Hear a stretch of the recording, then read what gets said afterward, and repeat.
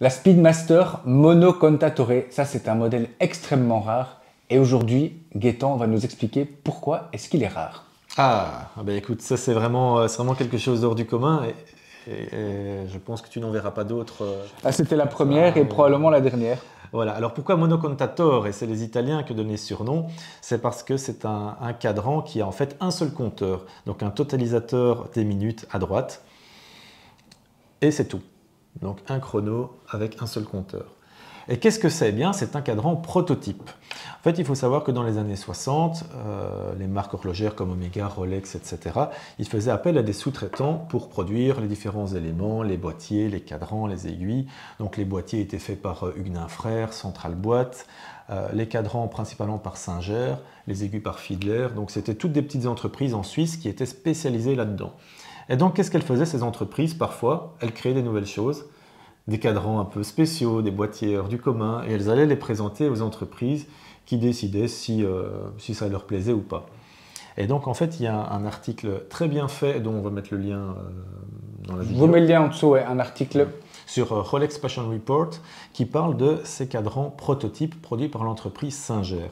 Et c'est très intéressant parce qu'on voit qu'à un moment, ils ont produit des cadrans à un compteur, donc les fameux monocontatore, qu'ils ont présentés à Rolex et à Omega, et également certainement à d'autres marques. Mais finalement, ils n'ont pas été validés. Donc je pense que Omega, Rolex ont trouvé que c'était un peu trop original, un peu trop particulier pour les commercialiser. Donc c'est resté au stade de prototype. Ici, on a 3 exemplaires connus au monde. Donc on a ce cadran-ci qui est entièrement noir. On a également le même cadran entièrement blanc et un cadran noir avec le compteur blanc. Donc c'est les seuls qu'on connaît. Et je ne pense pas qu'il y en ait eu d'autres, parce que voilà, ils ont un peu fait le tour des couleurs, on va dire.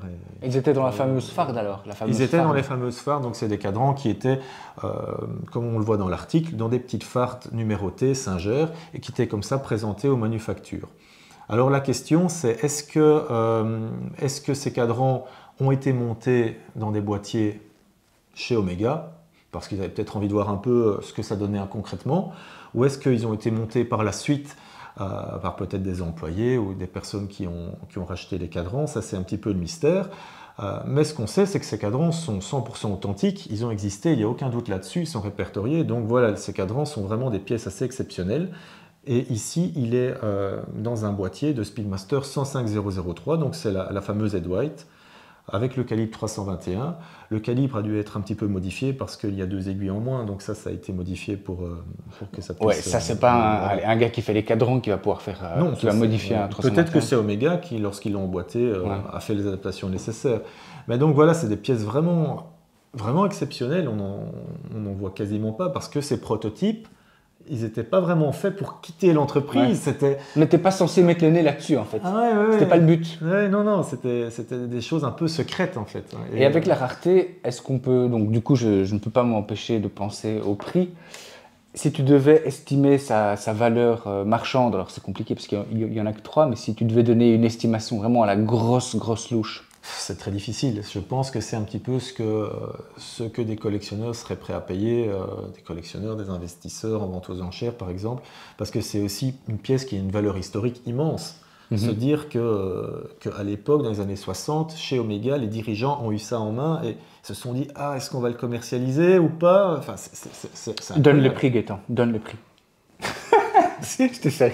Alors, je pense que ça doit, honnêtement, je pense que ça doit valoir autour de 100 000 euros. Après, ouais, 100 000 euros quand même. Voilà, c'est l'offre et la demande. Je veux dire, il n'y a pas de secret. La rareté est tellement là. Et puis, la Speedmaster, déjà, c'est une montre exceptionnelle. C'est une montre mythique, la Speed. Donc, avoir en main un prototype de Speedmaster dont on sait qu'il a existé 3 versions au monde, oui, c'est quand même quelque chose qui peut susciter l'intérêt, c'est certain. Excellent, super. Voilà, du Dot Over 90, couleur rouge. Oui, on est milieu années 60, vers 65, 67. Donc c'est vraiment la Speedmaster Ed White avec ce cadran spécial prototype.